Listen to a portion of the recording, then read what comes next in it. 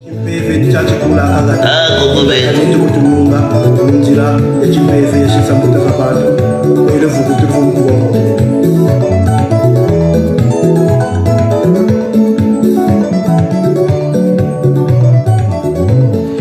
oui, bienvenue à toutes les personnes qui viennent de le rejoindre du côté du direct le plus extraordinaire. Comme j'ai l'habitude de dire, la première personne doit être ta personne. Ne crains donc personne pour que ça fonctionne. J'ai Modeste Boukadia en ligne. Monsieur Modeste Boukadia, bonsoir à toi. Bienvenue dans Ebaka Show. Bonsoir, monsieur Ebaka. Monsieur Boukadia, c'est un plaisir en moi. Et effectivement, le plaisir, je ne peux que le partager avec tous les auditeurs et auditrices qui nous écoutent.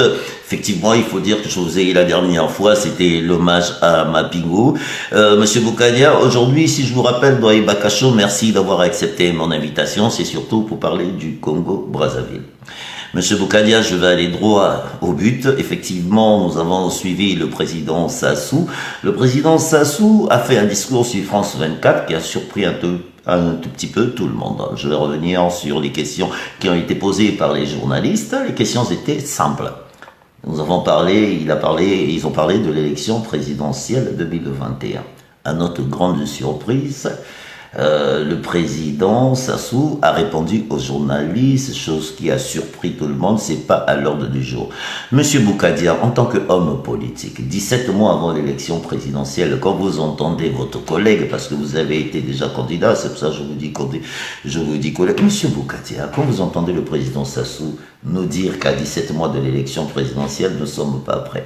Monsieur Boukadia, nous avons vu des démocraties, puisque nous sommes un pays démocratique, puisque vous étiez acteur de cette conférence nationale que nous avons vécue au Congo dans les années 91-92, qui accompagnait 93, l'arrivée du 91-92, l'arrivée du président Lissouba. Donc le Congo jusqu'à aujourd'hui, j'estime qu'il est démocratique. Mais monsieur Boukadia, 17 mois avant l'élection présidentielle, quand on entend le chef de l'État nous dire que c'est pas à l'ordre du jour, en tant qu'homme politique, monsieur Boukadia, qu'est-ce que vous pouvez dire à cette jeunesse qui vous écoute aujourd'hui? Surtout qu'on dit qu'aujourd'hui l'Afrique, c'est 95% de la jeunesse, donc l'Afrique de demain. Monsieur Boukadia, quand on écoute ça, on tombe des nues. Qu'est-ce que vous pouvez dire à toutes les personnes qui nous écoutent ce soir, monsieur Boukadia? Écoutez, monsieur Bob Ebaka, d'abord, je voudrais vous dire que je suis heureux d'être de nouveau sur votre antenne. D'abord, je voudrais saluer le peuple congolais qui a été confiné dans des conditions très difficiles et qui, malgré cela, a suivi les règles et que nous sommes heureux de savoir qu'il y a eu moins de personnes infestées.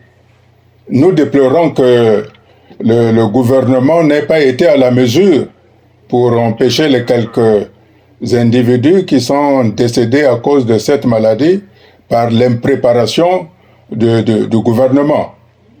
C'est pour ça que je tiens à féliciter le courage du peuple congolais. Revenons à votre question, monsieur Robert Ebaka. Denis Sassou nous a habitués à des pirouettes.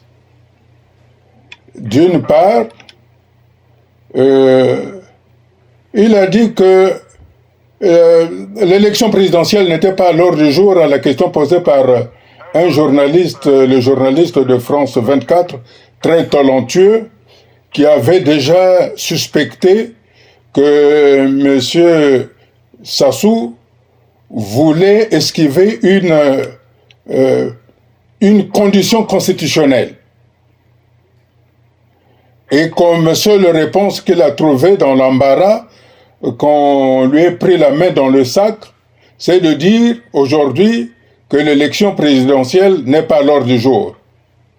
Alors, ma question que je pose à Denis Sassou, qu'est-ce qui est à l'ordre du jour aujourd'hui? Puisque l'élection présidentielle n'est pas à l'ordre du jour. Et c'est dans 3-4 trimestres à peu près. Alors qu'une élection, pour un pays organisé, se prépare à partir de 2 ans à peu près. 2 ans. Donc voilà, nous sommes dans cette interrogation-là pour savoir que lorsque M. Sassou répond à la communauté internationale par le biais de France 24 et la RFI, que l'élection n'est pas à l'ordre du jour, l'élection présidentielle de 2021 n'est pas à l'ordre du jour, il doit nous dire aujourd'hui, alors, puisque l'élection présidentielle n'est pas à l'ordre du jour, qu'est-ce qui est donc à l'ordre du jour? À partir de ce moment-là, les Congolais peuvent se préparer sur ce calendrier qui serait à l'ordre du jour. À moins qu'ils veuillent faire le petit malin de s'octroyer 2 années supplémentaires. Mais j'ai déjà dit que cette voie-là n'était pas à prendre parce que il y a eu la jurisprudence Pascal Lissouba en 1997. La constitution dûment votée, approuvée par le peuple congolais à 97% pour un taux de participation 98% en 1992, permettait au président élu, c'est-à-dire à l'époque le président Pascal Lissouba, qu'il puisse reporter les élections au bout de 45 jours. Le président Pascal Lissouba demandait 30 jours pour organiser les élections présidentielles. M. Sassou, à l'époque, avait dit qu'il y avait une violation de la Constitution et qu'il avait invité le peuple congolais à se soulever dès l'instant où il y avait une violation de la Constitution. C'est ce que nous avons appelé. Et il a donc fait son coup d'État pour chasser comme un malpropre un président élu. Et aujourd'hui, le même qui disait au peuple congolais de se soulever lorsque les échéances électorales n'étaient pas préparées à temps, nous dit que ce n'est pas à l'ordre du jour.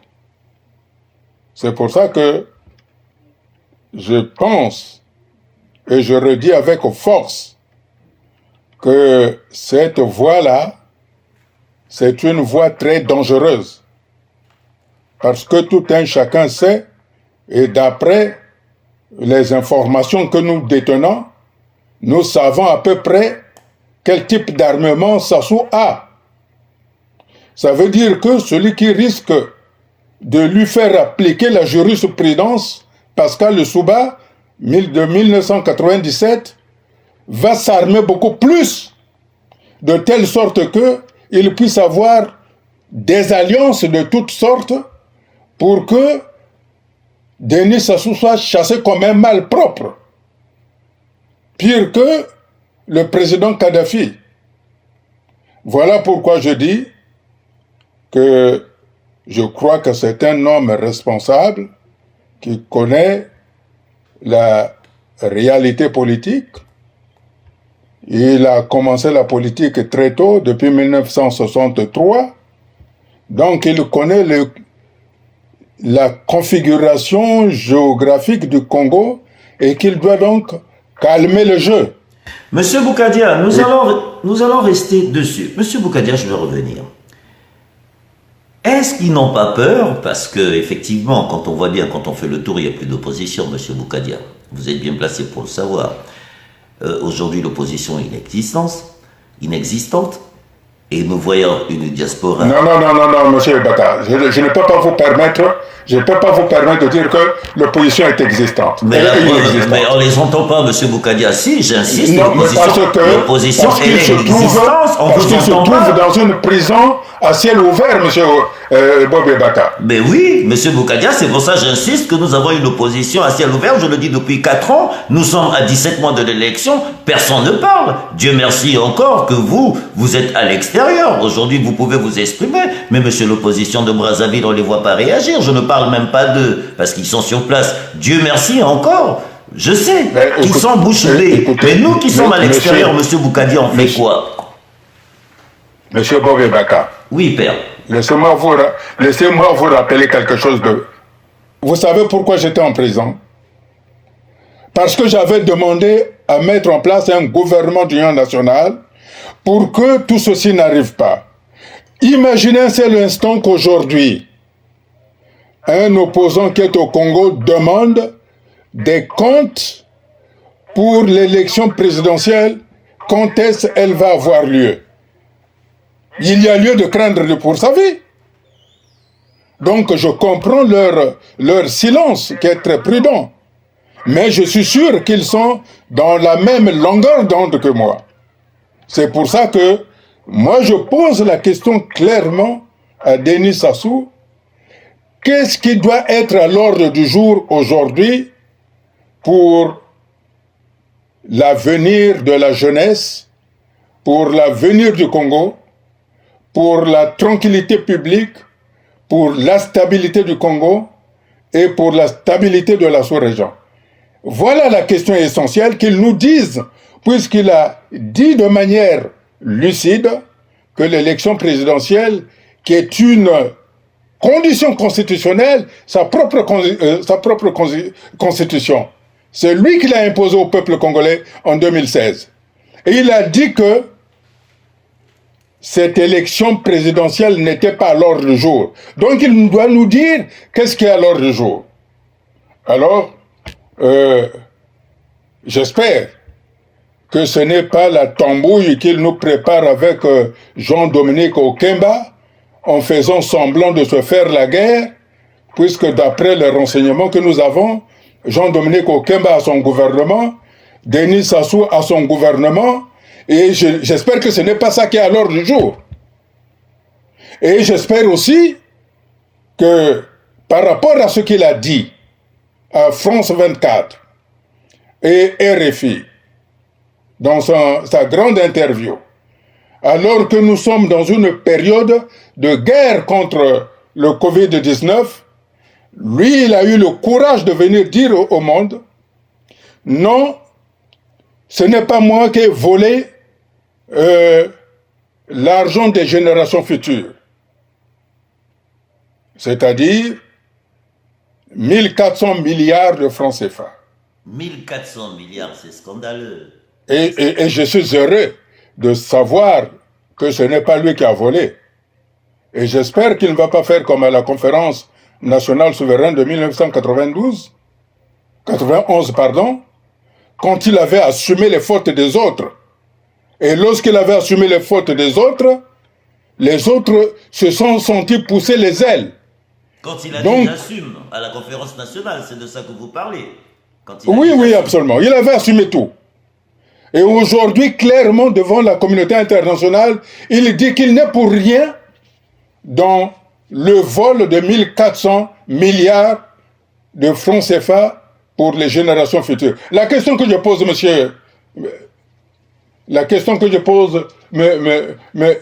monsieur Bobé Bakar, le maire de Brazzaville, sa famille, ses enfants, ont été mis en prison pour avoir volé 1 milliard de francs CFA. Vous pensez que 1 milliard 400 1 milliard, mais non, 1400 milliards, c'est pas assez pour dire que c'est un tel qui a volé? Voilà pourquoi ce sont ces questions-là que lui-même a soulevées lors de son interview, que les Congolais doivent avoir une réponse claire et précise. Je redis clairement, il ne doit pas assumer, parce que lui, il a dit que ce n'est pas lui qui a volé. Quand quelqu'un dit que ce n'est pas lui qui a volé, il connaît donc les voleurs. Mais il ne doit pas assumer cela.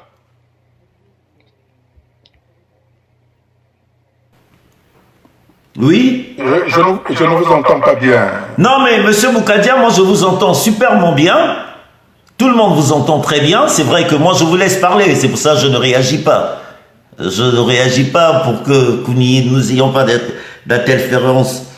C'est pour ça, quand vous ne m'entendiez pas, mais dites-vous que tout ce que vous dites est écouté. Monsieur Moukadia, je vais revenir encore sur le Congo-Brazzaville, l'opposition. On se dit aujourd'hui, demain. Vous parlez de conférences internationales. Absolument. Vous parlez de conférences internationales. Monsieur Absolument. Boukadia, cette conférence internationale, effectivement, aujourd'hui, si ça se met en place, ils ont peut-être peur que demain vous arrivez, que vous jetez tout le monde en prison. Donnez-moi un petit programme, par exemple. Parce que les gens ont peur, demain vous arrivez au pouvoir, Monsieur Boukadia, Ouais. président, par exemple, demain. Vous allez commencer à faire la chasse aux gens, vous allez commencer à jeter les gens en prison. Est-ce que vous pouvez garantir aujourd'hui, nous dire un tout petit peu ce que vous allez faire si aujourd'hui, parce que nous en avons discuté en interne, j'ai apprécié. Si vous pouvez répéter ça aujourd'hui que tout le monde vous écoute, Monsieur Boukadia. 5 ans de transition, 5 ans ou 3 ans. Ce que 2 nous ans ou disons 3 ans. en offre, vous ne pouvez plus le dire je vais être clair. Oui. Vous savez ce qui se passe aujourd'hui? Il y a une bataille sourde entre Jean-Dominique Okemba et Denis Sassou. Une bataille sourde. Et je sais, la culture dans la partie septentrionale du pays veut que quand il y a la guerre entre deux individus, il faut que le dernier survivant d'une famille soit tué. Ça veut dire qu'aujourd'hui, entre la bataille qui se passe entre M. Jean-Dominique Okemba et M. Denis Sassou Nguesso doit se solder par l'extinction d'une partie de la famille. Alors, quelle est la partie de la famille qui doit être éteinte? Est-ce que c'est du côté de Sassou Nguesso ou c'est du côté de Jean-Dominique Okemba? Voilà le vrai problème aujourd'hui qui se passe.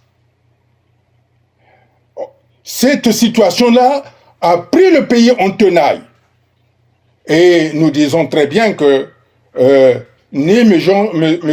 Jean-Dominique Okemba, ni M. Denis Sassou ne doivent laisser, puisque la logique traditionnelle du pays, dans la culture dans laquelle il se trouve, c'est qu'il faut qu'il y ait élimination de toute la partie familiale du vaincu. Quel est l'intérêt aujourd'hui d'arriver à cette situation-là? Ça, c'est le premier point. Le deuxième point, excusez-moi, le deuxième point, nous savons très bien qu'il y a des problèmes graves qui se sont passés au pays. Monsieur Jean-Dominique Okemba a reconnu ce qui s'est passé au Congo. Que c'est lui-même qui a dit « Nous avons brûlé le pôle ». Quand il dit « nous », c'est Sassou compris là-dedans. Il y a également des biens qui ont disparu. Il y a des entreprises qui ont été démantelées. Vous pensez que ce sont des situations normales que nous, les Congolais, nous devons régler nous-mêmes? Je ne veux pas aller dans les détails, monsieur Bobby Baka. Est-ce que nous sommes obligés d'arriver à ce qui est arrivé, par exemple, au père de l'ancien ministre des Affaires étrangères, Basile Eboueke? Moi, je ne souhaite pas. Donc, je crois que nous devons sortir de la culture traditionnelle pour aller vers la culture nationale, qui est la culture du débat public. Et pour cela, pour que ni M. Jean Okemba ne perde toute sa famille, ni M. Denis Sassou ne perde toute sa famille, quoique c'est le même père, donc pour eux ça ne change peut-être pas, mais pour nous, républicains, ça change quelque chose. Ce sont des citoyens du Congo, il nous faut donc nous retrouver devant des témoins, et le témoin c'est la communauté internationale. Et c'est là où nous pourrons permettre, dans la négociation, de mettre en place un calendrier qui mettra en place les institutions de la République. Comme je l'ai déjà dit quelque part, à votre chaîne ou chez vos concurrents, cela nous prendra du temps à peu près de 3 à 5 ans d'une transition pour bien asseoir les institutions de la République.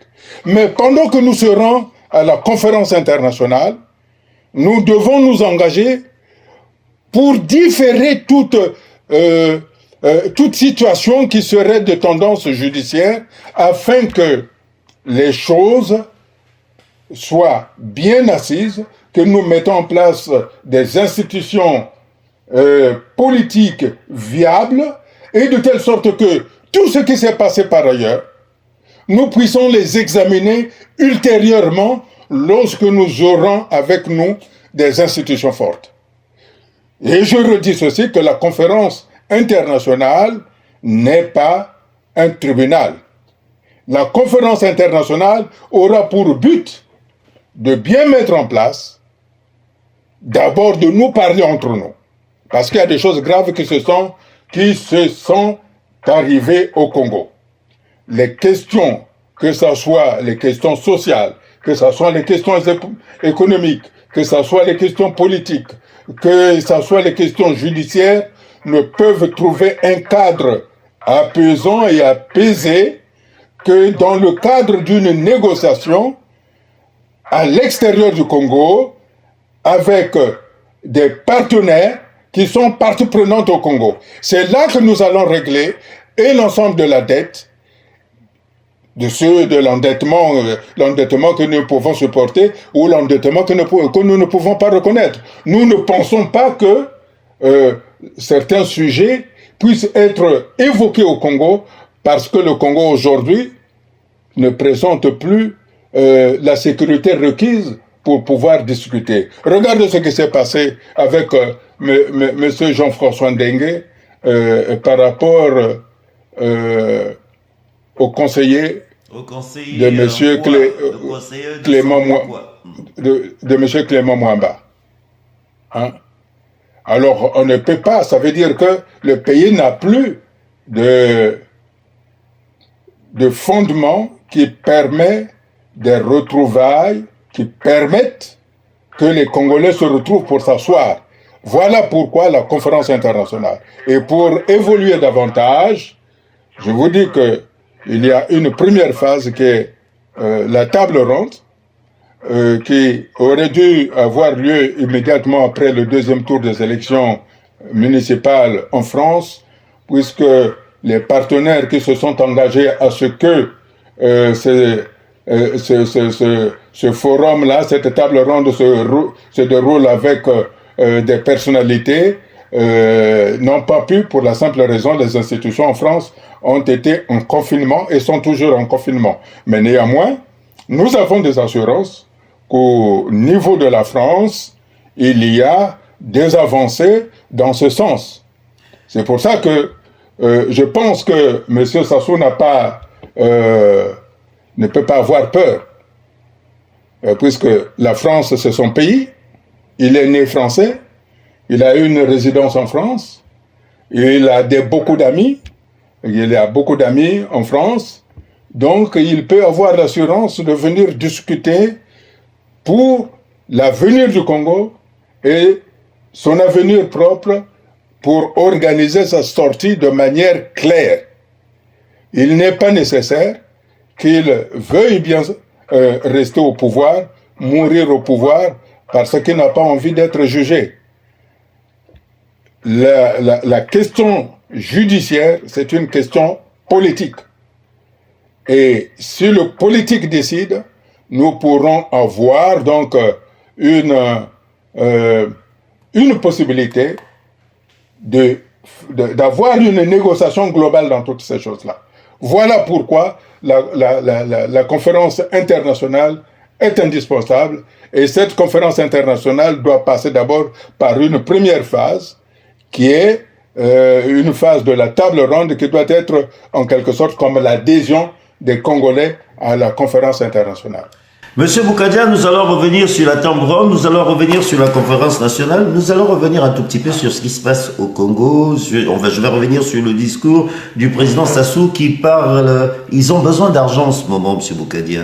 Il a même demandé un fonds il a parlé de 300 millions, je sais pas, mais 300 millions, ça représente quoi avec le budget que le Congo a eu entre 2009 et aujourd'hui? Pourquoi aujourd'hui le Congo est en train de commander de l'argent, monsieur Boukadia? C'est pas parce que vous êtes absent, vous, l'opposition? qu'aujourd'hui ce vol a été fait, que tout le monde a pillé ce pays, et qu'aujourd'hui, bon, ils se permettent encore de venir nous miroiter face aux médias en commandant de l'argent, monsieur Boukadia. En homme politique, quand vous voyez ça, vous pouvez dire quoi? Déjà, Vous savez, monsieur Bob Ebaka, oui, monsieur Boukadia. nous sommes moins de 3 millions d'habitants.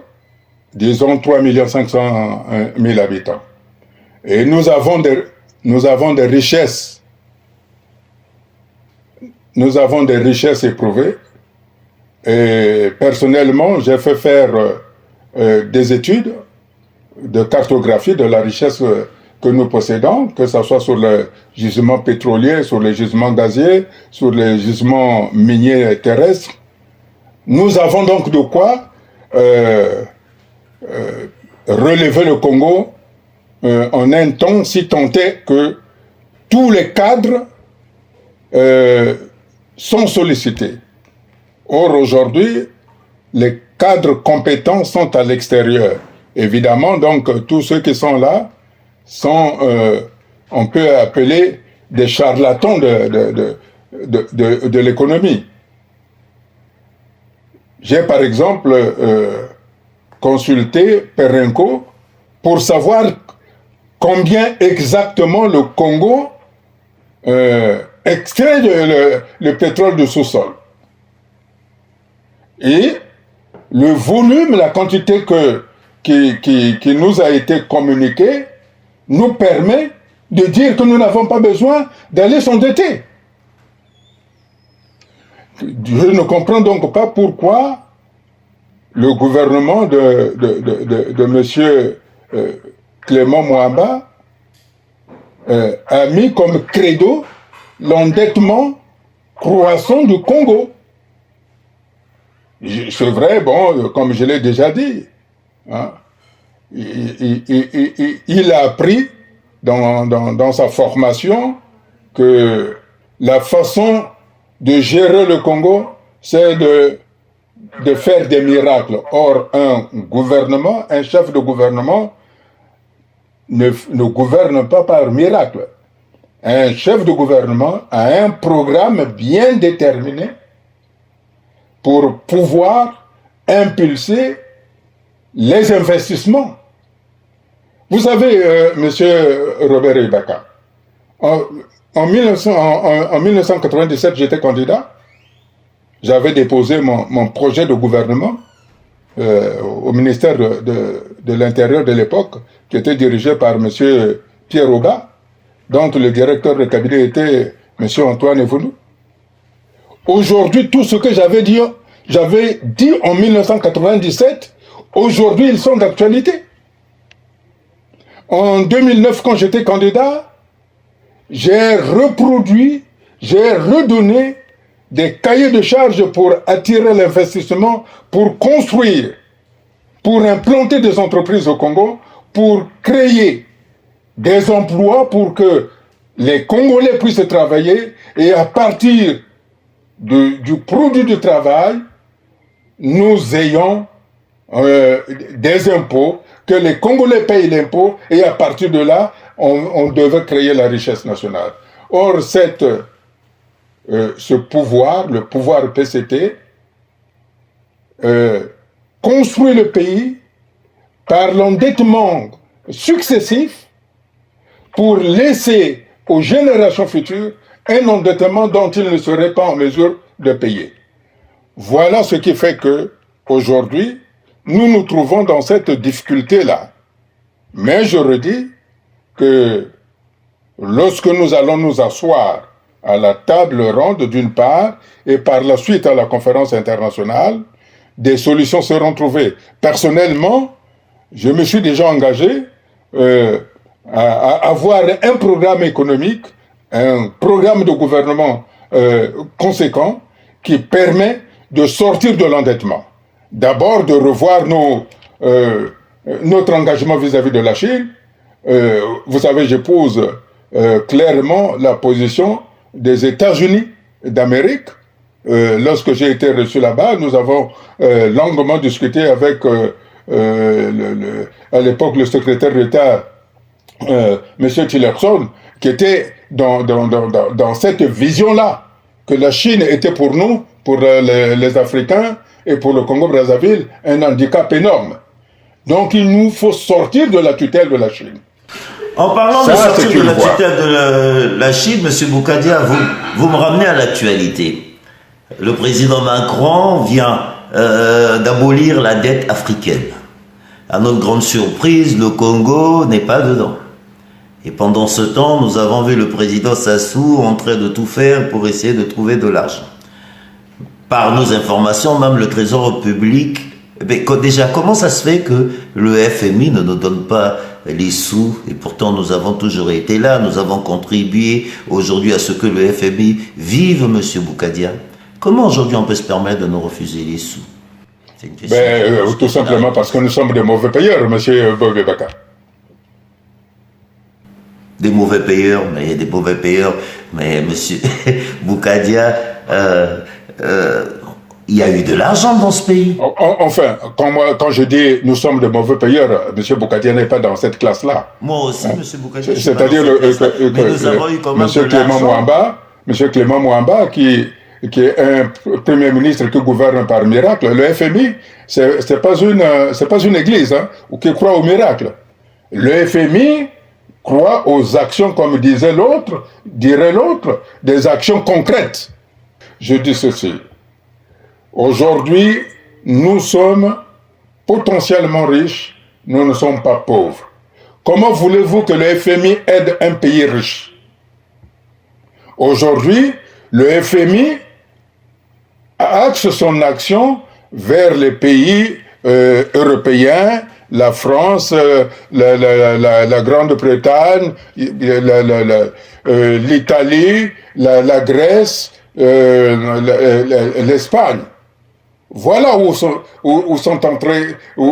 axées l'action aujourd'hui du FMI. De toutes les façons, M. Bobé Baka, je vous en avais parlé en 2008, quand j'ai fait mon voyage officiel aux États-Unis, où j'avais été reçu au FMI. Quand je suis revenu, j'ai reçu l'ensemble des jeunes à mon quartier général. Je leur avais dit que le FMI ne pourra pas donner de l'argent.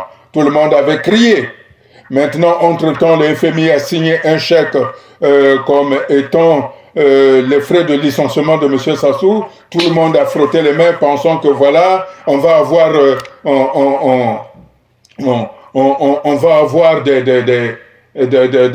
l'argent. Et on se rend compte que M. Clément Mouamba, qui avait signé et qui avait proposé au FMI les 48 mesures que le FMI s'est précipité de valider, aujourd'hui, le Premier ministre, au miracle, est incapable de mettre en place ses propres mesures. Comment voulez-vous qu'on vous donne de l'argent? C'est la raison pour laquelle, si nous ne devons pas sombrer, c'est de nous retrouver autour de la classe, autour de la table, avec des témoins étrangers qu'est la communauté internationale. Moi, en tout cas, personnellement, je m'engage de telle sorte que, au cours de cette conférence internationale, il n'y ait pas des invectives, il n'y ait pas de condamnation, parce que c'est pour mettre en place les institutions de la République. C'est pour mettre en place le fonctionnement de l'État, qui doit être impartial, qui ne doit appartenir ni à un individu, ni à un clan, ni à une ethnie, ni à une tribu. Monsieur Boukadia, vous l'avez réussi. C'est à partir de ce moment-là, je crois que nous pourrons être conscients que l'intérêt général préside au Congo en dehors de l'intérêt privé. Monsieur Boukadia, j'ai vu quand vous avez lancé ce projet, conférence internationale, mais il y a beaucoup qui vous disent, mais pourquoi conférence internationale? Pourquoi aller chez les autres? Pourquoi ne pas faire une conférence nationale bis au Congo-Brazzaville même?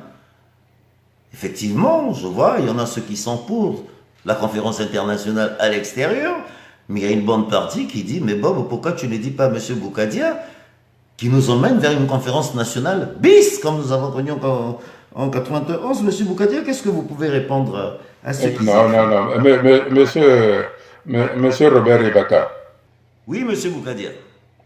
Monsieur Robert Ibaka. Oui, M. Boukadia. Vous voyez ce qui se passe au Congo. Oui, Il y a les bébés noirs. Vous rentrez au pays, le PCT va vous imposer son agenda. Vous posez des questions dérangeantes. Vous rentrez dans votre hôtel et vous disparaissez. Hein? Si on veut discuter sérieusement des questions du Congo et mettre des institutions solides pour un pays, c'est de sortir du Congo, sortir de ce cadre national pour se retrouver à l'extérieur. Il n'y a pas de honte à être à l'extérieur. Maintenant, je voudrais quand même apporter une explication. Vous savez, la décision de la conférence nationale s'était décidée chez moi à Boissy-Saint-Léger, 4 bis, rue de Paris. Et lorsque tout le monde a accepté cette décision-là, d'abord tout le monde n'était pas d'accord. De conférence tout le monde n'était pas d'accord. Et nous l'avons commencé, l'idée de la conférence nationale avait germé en 88-89. De 88 en 91, vous avez vu le temps qui s'est passé? Oui, M. Boukadia. Donc aujourd'hui, lorsqu'il y a des gens qui disent « Ah non, mais ça fait déjà 2 ans que je parle de ça », mais ceux qui disent ça, ils ne sont pas d'accord avec la conférence internationale. S'ils étaient d'accord, pourquoi ils ne se manifesteraient pas? Donc c'est bien beau de dire « Ah oui, ça fait beaucoup de temps qu'ils parlent de conférence internationale, mais ceux qui parlent de conférence, quand nous avons parlé de conférence nationale, il n'y avait pas de plusieurs conférences. Aujourd'hui, lorsque j'étais en prison, quand je suis arrivé, il y avait des gens qui parlaient de conférence internationale. Quand Boukadia est rentré dans la conférence internationale, ces gens-là ont fui la conférence internationale pour se retrouver dans la conférence nationale bis. Alors il faut savoir ce que l'on veut.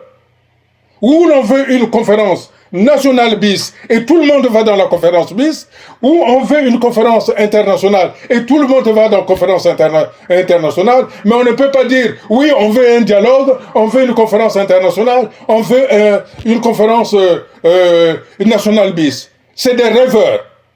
Ça veut dire que ces gens-là n'ont pas de parents qui meurent au Congo. C'est pour ça qu'ils sont turbulents comme ça, ou c'est une façon de parler comme ça, le PCT va dire, ah bon voilà, on leur envoie de l'argent. Non.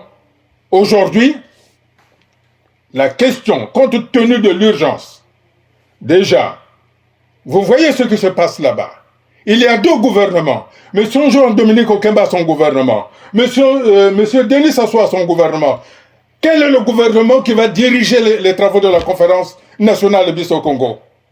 Qui va vous assurer la sécurité? Non, il faut être sérieux à un moment donné. Il faut grandir. Ce n'est pas parce que on a sa bière en France, on a son camembert et on se trouve devant une caméra de vidéo et on s'exprime. Il y a des gens qui meurent au Congo quand même. Il y a des gens qui meurent au Congo. Est-ce que vous serez d'accord si aujourd'hui il y a exactement des combats qui s'éclatent entre Jean-Dominique Okemba et Sassou? Vous pensez qu'il y a seulement les gens de Jean-Dominique Okemba et de Sassou qui vont mourir? Il y a des innocents qui vont mourir. C'est pour ça que je ne suis pas d'accord que nous nous éparpillons. La solution de la conférence internationale est indispensable parce qu'il faut garantir la sécurité de tous les Congolais. La sécurité de Sassou, la sécurité de Jean-Dominique Okemba, la sécurité de Tati Mabiala, de Parfait Kolela, j'en passe. La sécurité de tout le monde, la sécurité de tous ceux qui sont ici en France, qui font de la politique. Hein? Monsieur Boukadia. Voilà. C'est tellement c'est ça ce qui est important. C'est pas le fait de dire il faut se faire plaisir en disant la conférence nationale bis. Ça veut dire quoi ça? Ça veut dire quoi? Vous voyez, dans un pays où il n'y a même pas de l'eau courante, hein? Dans un pays où, lorsque vous n'avez pas votre masque, les policiers vous matraquent, vous bastonnent. Dans un pays où on prend un conseiller d'un premier ministre, on le bastonne, et vous parlez de conférence nationale bis d'aller au Congo. Enfin, soyons sérieux. Ah oui, c'est un argument, monsieur Boukadia. Ça, c'est un super argument parce que on vient de tabasser le conseiller du Premier ministre. Oui, effectivement, un pays comme ça ne donne pas envie de rentrer. Monsieur Boukadia, comment faire pour gagner la confiance perdue des Congolais aujourd'hui? Parce qu'effectivement, les Congolais ne croient plus aux hommes politiques congolais. Nous voyons un tout petit peu, surtout que depuis que cette communication elle a été gratuite, ouvert Facebook, YouTube, Twitter, c'est parti. Monsieur Boukadia, comment faire pour gagner regagner la confiance des Congolais? Je parle de tous les hommes politiques, hein, je ne parle pas personnellement de vous. Les hommes politiques, s'il y a un conseil à donner, parce que je peux me permettre de vous poser la question, monsieur Boukadia, on sait d'où vous venez. Qu'est-ce que vous Non, mais moi, je pense qu'il faut avoir à cœur la détresse du peuple congolais. Il faut avoir à cœur la détresse du peuple congolais qui est meurtri. Et je crois que si les hommes politiques aujourd'hui cessaient de parler ou d'agir pour leur propre intérêt, les Congolais nous referaient confiance. C'est pour ça que je dis ceci, nous devons nous dépasser des cadres traditionnels. Je pense qu'aujourd'hui, s'il y a cette tension entre Jean-Dominique Okemba et Denis Sassou, parce que ni l'un ni l'autre n'a plus confiance.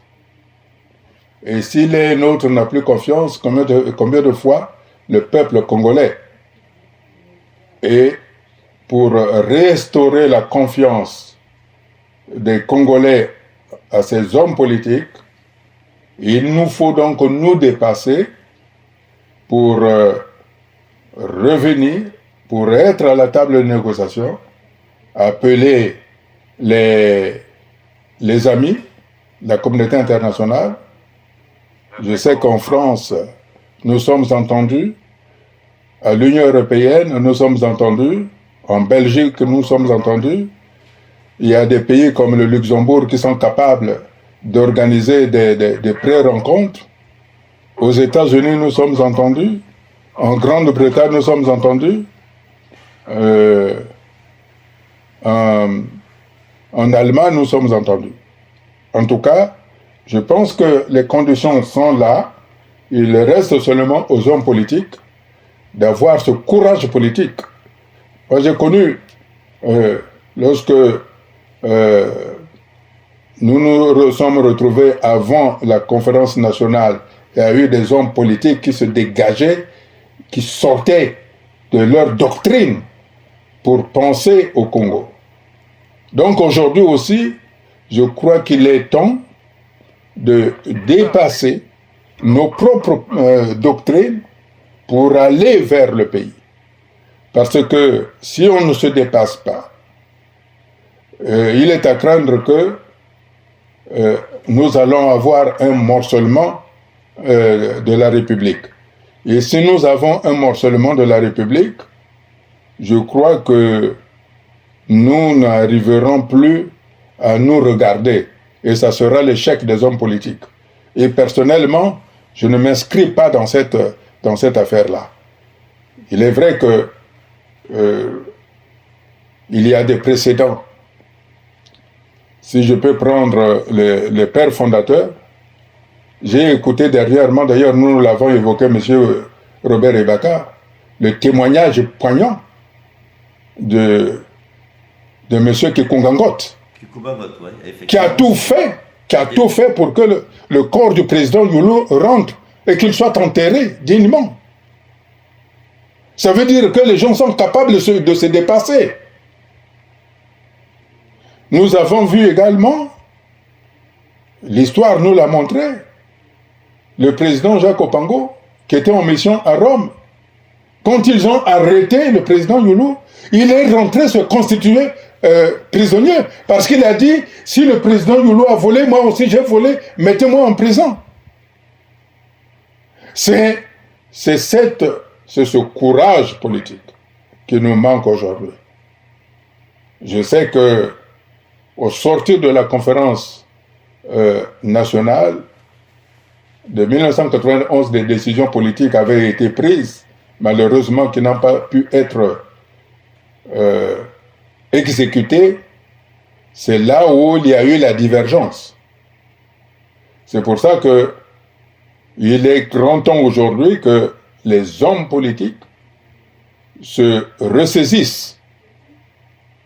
Parce que si jamais nous ne le faisons pas, la nouvelle génération qui vient après moi, puisque après la génération de Sassou, c'est moi, et après ma génération, je crois qu'ils ne nous pardonneront pas.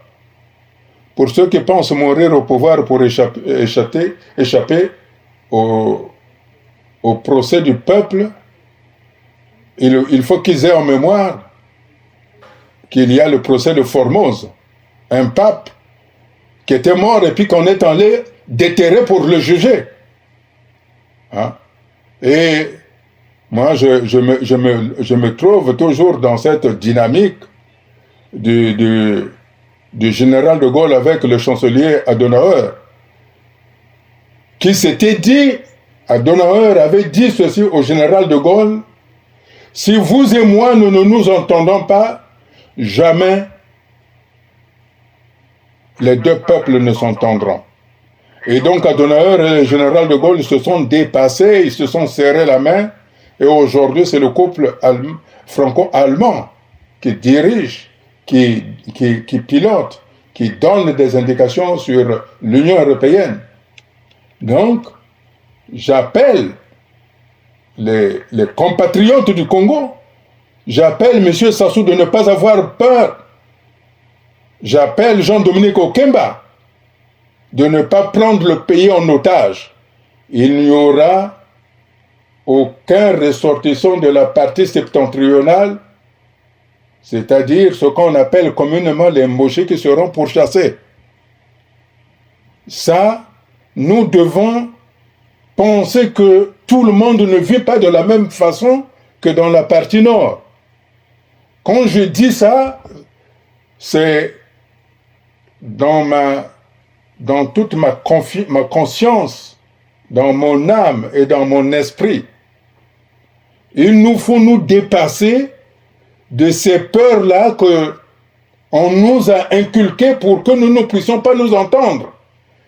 Voilà pourquoi, voyez, le président, quand j'étais aux États-Unis, il y a le journal, les journalistes de Washington Times qui m'avaient dit, mais comme si vous étiez le deuxième Nelson Mandela. J'ai dit non. Moi, je travaille pour que le Congo montre l'exemple en Afrique que c'est un pays qui était déchiré et qui se retrouve enfin et qui devienne le moteur, parce que le Congo et la RDC, c'est le moteur de l'Afrique centrale. Alors si nous, au Congo, qui à peine moins de 4 millions d'habitants, nous sommes incapables de nous entendre, comment ferions-nous si nous étions plus de 10 millions d'habitants? C'est pour ça que je retends ma main, qu'on se retrouve à la conférence internationale, mais auparavant à la table ronde, pour circonscrire l'ensemble de dossiers que nous devons discuter à la conférence internationale afin de bâtir véritablement un État indépendant de tribus, d'ethnies, d'individus, mais un État moderne qui permettra à tout Congolais, et c'est cet État-là qui va permettre la mise en place de la nation congolaise. Aujourd'hui, cette nation, elle est fictive, elle est sur le papier, parce que tout le monde a peur de tout le monde. Quand on est dans une nation, il ne peut plus y avoir des peurs parce que chaque individu est protégé par l'État. Voilà ce que je propose. Il n'est pas question aujourd'hui de tergiverser entre la conférence nationale bis, le dialogue sans exclusive, ou si nous voulons construire demain la République de nos pères fondateurs, le président Fulbert Yulo, le président Félix Tshikaya, le président Kikunga Ngot, le président Jacques Opango, et j'en passe, il nous faut, nous les hommes politiques actuels, de devenir des Adenauer, des Charles de Gaulle, des Fulbert Yulo, des Jacques Opango, des Kikunga Ngot pour nous retrouver et d'asseoir définitivement un Congo où toute suspicion sera à jamais écartée. Voilà, M. Robert Ebaka, ce que je propose comme pragmatisme pour le Congo de demain. Et c'est à M. Sassou de nous dire ce qu'il veut exactement. Puisqu'il a dit que l'élection présidentielle n'était pas à l'ordre du jour, moi je dis que ce qui est à l'ordre du jour aujourd'hui, c'est la conférence internationale pour mettre en place les institutions solides, stables, qui va faire rentrer le Congo dans une nouvelle perspective et que le Congo retrouve sa place digne parmi le concert des nations. Voilà ce qui doit être à l'ordre du jour aujourd'hui. Je retiens quelque chose de formidable que depuis, ça fait je pense au moins près de 48 minutes que nous discutons, M. Boukadia. Je retiens quelque chose de formidable, vous avez dit je tends la main. D'accord, je tends la main. Effectivement, moi j'ai vu le pool. Je vais revenir sur le pool. Effectivement, le pool aujourd'hui est le berceau de la barbarie. Et je l'assume, je le dis, parce qu'effectivement, cette guerre du pouce, depuis 59, on nous parle que le pool, jusqu'à aujourd'hui. Et je vous ai eu dans une interview il y a 5 ans, chose qui m'avait même surpris, vous avez parlé des 750 000 disparus du Sud. Aujourd'hui, Monsieur Boukadia, quand vous voyez en 2020 deux jeunes soldats qui étaient avec Ntoumi, qui ont signé la paix, nous avons vu la paix d'Ntoumi, nous avons dit cette fois-ci c'est la bonne, tout le monde est rentré, et que nous avons vu aujourd'hui des agissements. Et moi, ce qui m'a un tout petit peu interpellé, Monsieur Boukadia, je vous pose cette question, je voulais pas en parler, mais c'est quand même une histoire. Ça engage le Congo parce que la guerre 97 a commencé avec ces petits jeux. Monsieur Boukadia, quand vous écoutez ce jeune homme, son nom va me revenir, Pablo, et vous voyez que je n'oublie pas, et le deuxième c'était Indien. Ces jeunes en pleine forêt qui sont surpris de voir leur nom dans tous les médias, sur Facebook, qui répondent à la suite, et encore le pool, Dieu merci, je tiens à remercier vraiment tous ceux qui m'ont accompagné pour cette histoire, parce que j'ai été le premier à publier Pablo, quand je dis j'ai été le premier, parce que j'ai cette vidéo qui a fait le tour, et je me rends compte que ça a pesé aussi beaucoup de choses. Monsieur Boukadia, tous les jours le pool, qu'est-ce qui se passe dans le pool? Qu'est-ce que tu peux dire pour que cette histoire du pool arrête? Parce qu'aujourd'hui, Monsieur Boukadia, je me rends compte que le pool vous écoute. Monsieur Boukadia, qu'est-ce qui se passe? C'est quoi ça? Encore le pool. Le pool a fait quoi exactement avec tout ce qui se passe au Congo, Monsieur Boukadia? Toujours le pool. Monsieur Bobebaka. Oui, Monsieur Boukadia. Il y a eu un rapport qu'on appelait le rapport post-conflit de 1998. Ce rapport post-conflit pour la relance de l'économie avait été signé par M. Denis Sassou, président de la République, M. Pierre Oba, ministre de l'Intérieur, de la Sécurité et de la Décentralisation, M. Justin Lekunzu, ministre de de l'Intérieur, M. Mathias Sonson, ministre de l'Économie et des Finances, un représentant des Nations Unies, un représentant de la Banque africaine de développement. Dans ce rapport, donc un rapport fait par des experts, pas un rapport fait par Boukadia. Dans ce rapport, les experts avaient noté qu'il y avait 750 000 personnes qui manquaient à l'appel. Ça veut dire que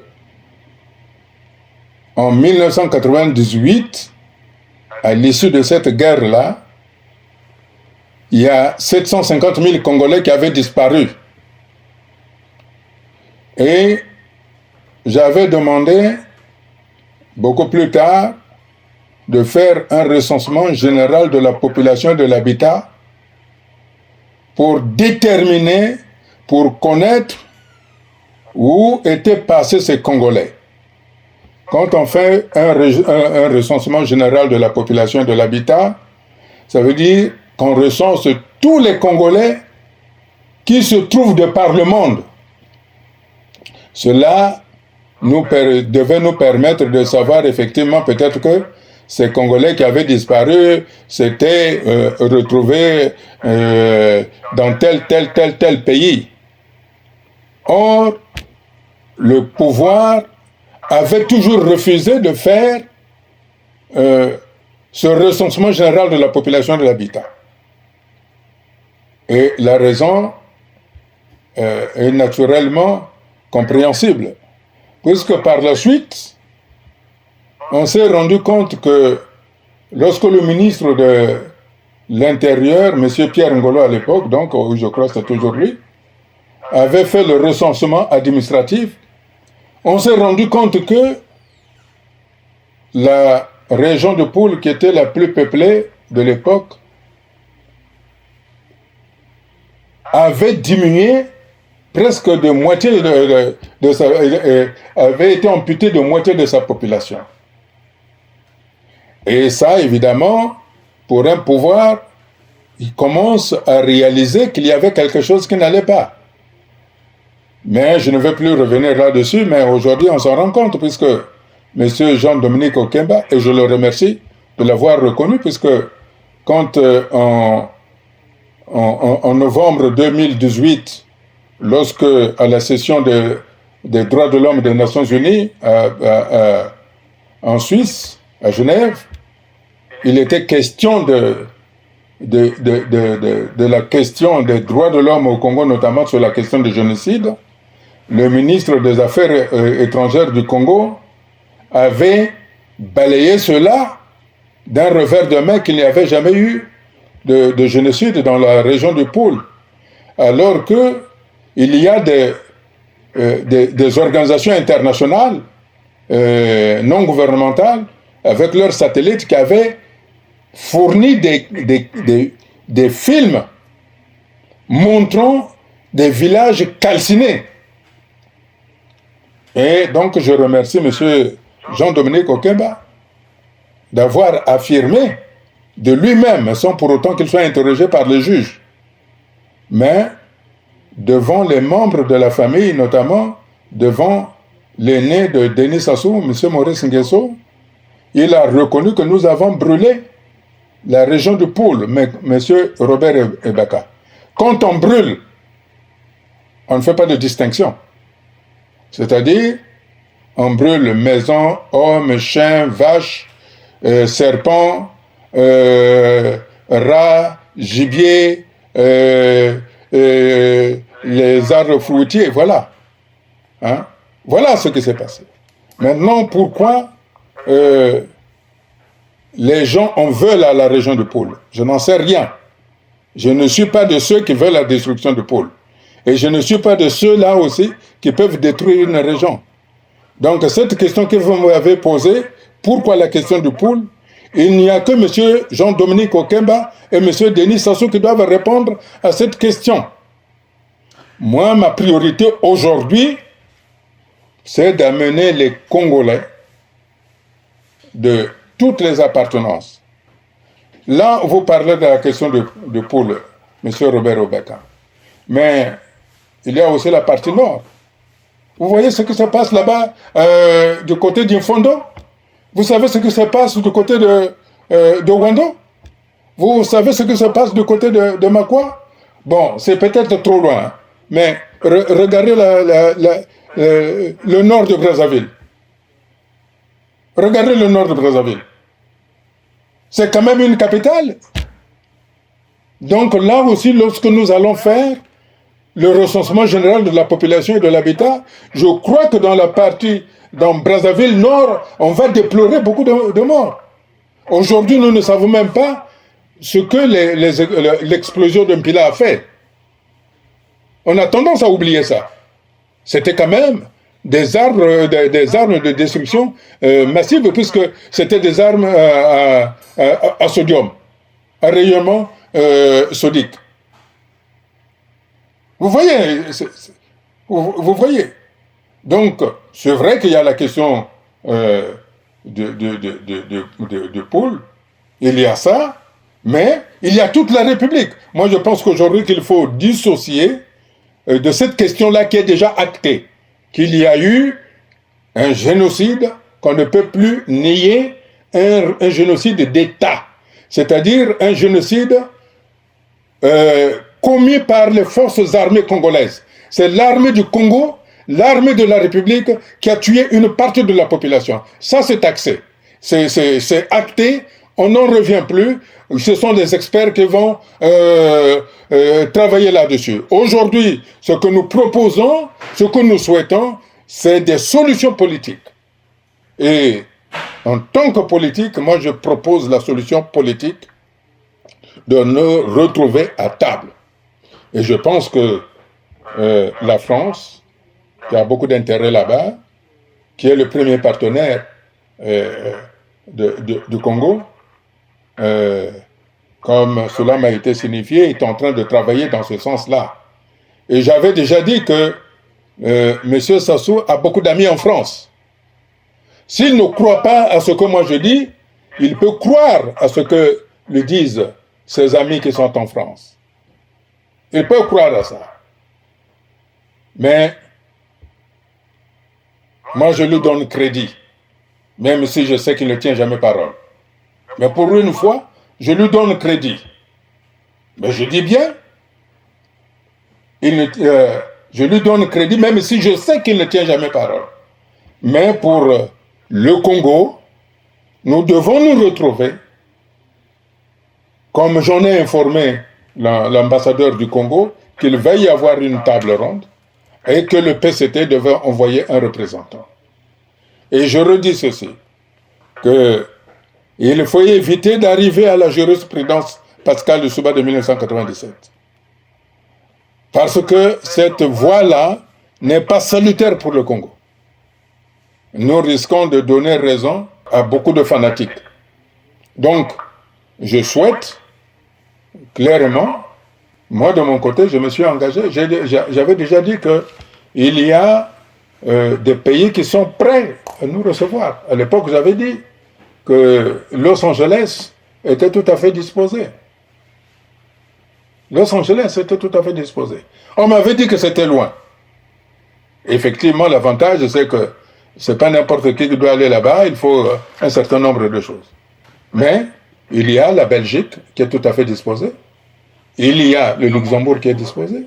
Il y a la Suisse qui est disposée. Vous voyez, je vous dis tout. L'Union européenne a été saisie récemment encore, qui est tout à fait prête. Puisqu'il va y avoir une réunion entre l'Union européenne et l'Union africaine, et la question du Congo sur la conférence internationale sera posée. Donc, vous voyez qu'il y a le travail qui se fait, mais c'est aux Congolais de savoir ce qu'ils veulent.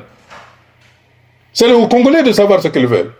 S'ils veulent faire seulement du bruit pour qu'ils existent, c'est de leur droit. C'est de leur droit. Mais je crois qu'à un moment donné, il faut se dire qu'il faut cesser d'être des enfants grandis, parce que nous, ici en Europe, Nous vivons bien, nous avons la sécurité sociale, nous, même si on a beaucoup de charges, mais nous pouvons manger. Mais il y a nos parents qui ne mangent pas. Voilà, M. Robert Ibaka. Monsieur Boukadia, je passe un moment merveilleux, je n'arrive même pas à vous lâcher. Monsieur Boukadia, on va parler de la crise du Covid-19 au Congo. J'aimerais bien avoir votre avis.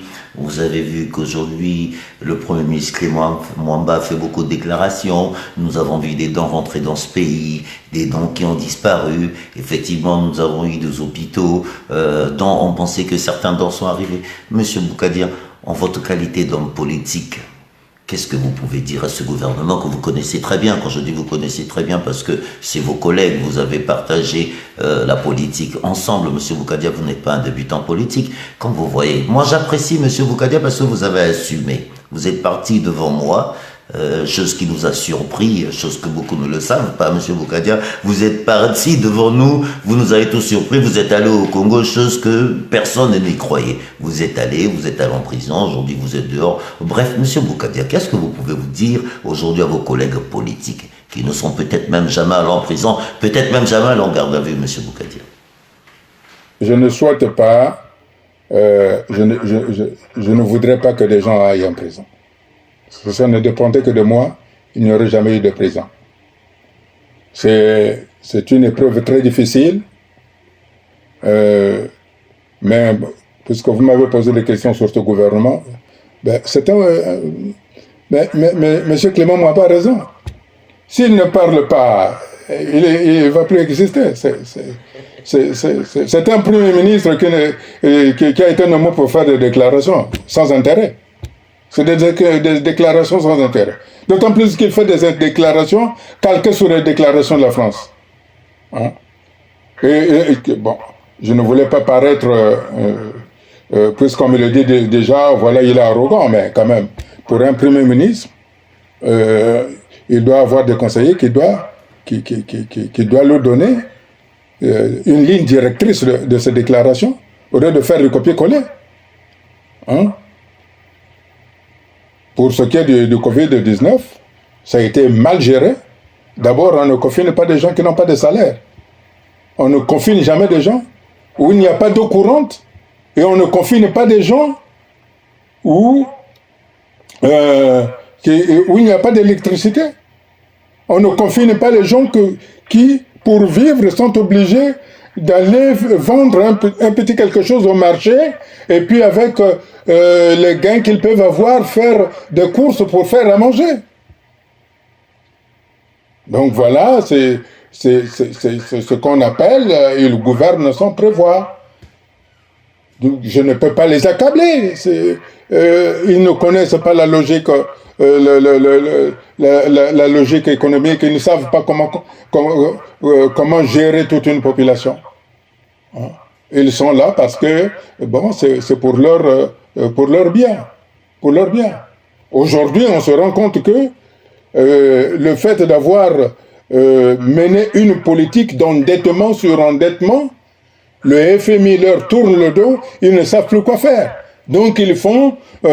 tenez, j'ai suivi un reportage où une journaliste de la télévision officielle du Congo faisait des voix chaudes sur une femme qui était guérie du Covid, et puis subitement, la dame se rétracte en disant « Non, mais c'est le médecin qui m'a demandé de dire que j'avais le Covid ». Même les médecins au Congo, ils mentent. Mais c'est dangereux. Hein? C'est dangereux. Fort heureusement, quand j'étais malade, j'étais soigné par des médecins. J'étais pris en charge par certains médecins qui étaient très compétents. Il est vrai qu'il y en a qui ne l'étaient pas. Hein? Mais, dans une guerre contre le Covid, des médecins qui mentent parce qu'il fallait qu'ils fassent plaisir au pouvoir, disons qu'il y a des cas de Covid. Mais, très tôt, j'avais demandé qu'il fallait faire de la prévention. Et fort heureusement, cette pandémie, en ce qui concerne le Congo, a montré la faille de grands bâtisseurs qui disaient qu'il avait construit des hôpitaux. Pourtant, j'avais bien dit que les hôpitaux, ce n'est pas uniquement les bâtiments.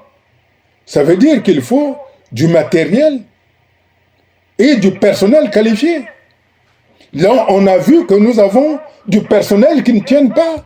Mais ce n'est pas de leur faute, parce qu'ils n'ont pas le matériel.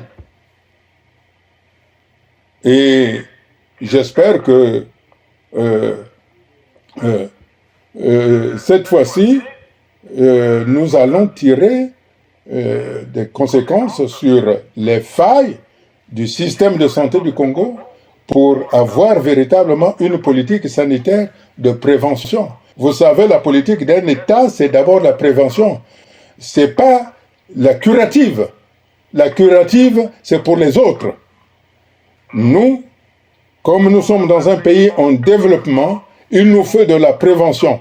Et la prévention nécessite des investissements énormes en ce qui concerne dans la détection des maladies endémiques. Voilà, monsieur Robert Baka, ce que je peux penser, ce que je peux vous dire en ce qui concerne les compétences du Premier ministre et du gouvernement. Monsieur Modeste Boukadia, j'ai passé une superbe soirée, vous savez. Moi, j'adore avoir les interviews qui me viennent en tête. Monsieur Boukadia, pour le mot de la fin, toute la diaspora est là en train d'écouter. Nous sommes en 2020. Effectivement, la dernière fois, je n'ai pas parlé du Covid-19. J'ai eu une invitée, j'ai commencé sans parler de mon pays, la France, je me suis fait engueuler. Monsieur Boukadia, nous sortons du confinement, on est déconfinés là, monsieur Boukadia. Cette belle diaspora avec laquelle vous avez partagé des moments formidables, des moments houleux, des moments de discussion, des moments d'injures même, je peux me le permettre de dire parce que j'ai vu et je vous ai jamais vu répondre. Monsieur Boukadia, qu'est-ce que vous pouvez dire à cette jeunesse aujourd'hui, à 17 mois de l'élection? Moi je vous dis déjà au revoir. Pour le mot de la fin, monsieur Boukadia, qu'est-ce que vous pouvez dire? Parce que je m'exprime juste après monsieur Boukadia. Qu'est-ce que vous pouvez dire à cette belle jeunesse, monsieur Boukadia? Congolaise, dont vous avez dit, nous sommes peut-être même pas 4 millions.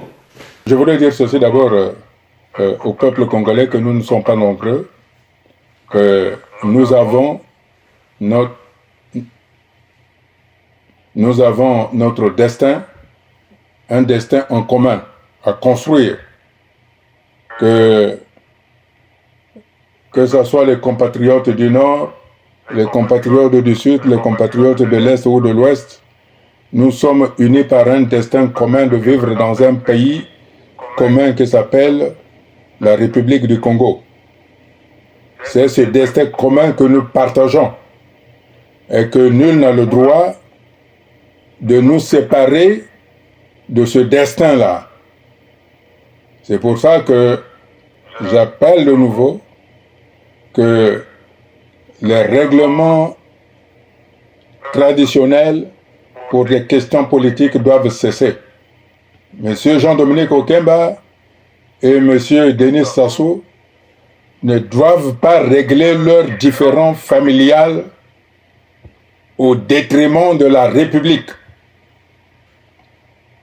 Il n'est pas normal que pour une République moderne, pour des gens qui vivent au XXIe siècle, qu'ils règlent des différends familiaux à l'époque de Mathusalem. Nous vivons dans un pays commun, c'est donc la conférence internationale qui doit régler ces questions-là. Nous savons très bien que la Constitution dit que pour être candidat à l'élection présidentielle, tout candidat doit être né de père et de mère congolais d'origine. Cette question d'origine n'appelle aucun commentaire. Quand quelqu'un est né d'une mère extérieure, il n'est pas congolais d'origine. Il a certes les droits congolais, mais il n'est pas congolais d'origine. Donc la question qui embarrasse, qui a mis le feu aux poudres entre Jean-Dominique Okemba et Denis Sassou ne peut pas avoir lieu dans la mesure où le fils de Denis Sassou est né de mère congolaise de la République démocratique du Congo, appelée jadis Zaïre. Donc on peut simplifier, ce fils-là est zaïrois et il ne peut pas être candidat et présider aux destinées du Congo. Nous n'avons pas l'intention d'être une province de la République démocratique du Congo pour élire Christelle Sassou à la présidence du Congo. Ça, c'est impensable, c'est inimaginable. Ça sera la ligne rouge que Denis Sassou ne peut pas traverser. Ça, c'est le premier point.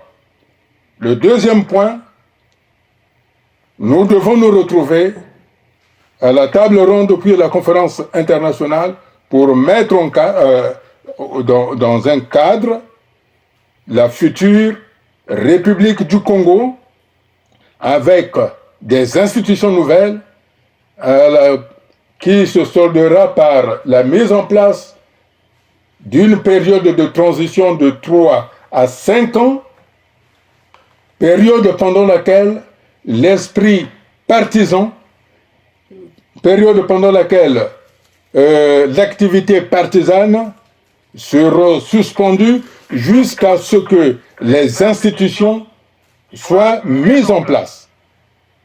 Et enfin,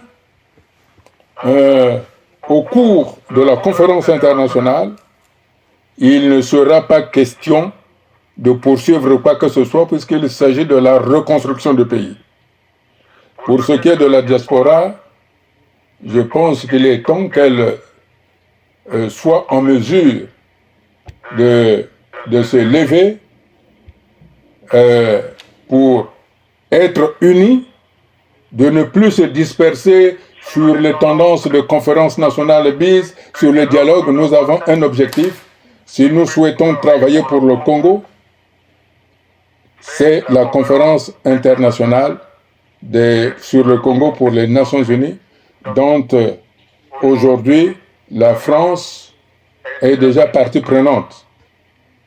Voilà ce que je peux dire à la diaspora congolaise. Certains, il y a des techniciens, il y a des intelligences qui sont indispensables pour le Congo. De même, au Congo, il y a des intelligences. C'est amener les intelligences extérieures, d'être au contact avec les intelligences qui sont à l'intérieur pour que cette mixture-là donne le véritable Congo nouveau que chacun de nous appelle de ses vœux. Nos amis du Congo-Brazzaville, les dirigeants politiques qui sont là-bas, ne peuvent pas parler parce qu'ils sont tenus, parce qu'ils sont dans une prison à ciel ouvert. J'ai fait de la prison, mais au-delà de cette prison, je me dégage et j'appelle tout le monde d'être à la table pour le Congo de demain. Voilà, M. Robert Rogaka. Merci, M. Boukadia, d'avoir accepté mon invitation ce soir. J'ai mon coup de gueule juste après vous.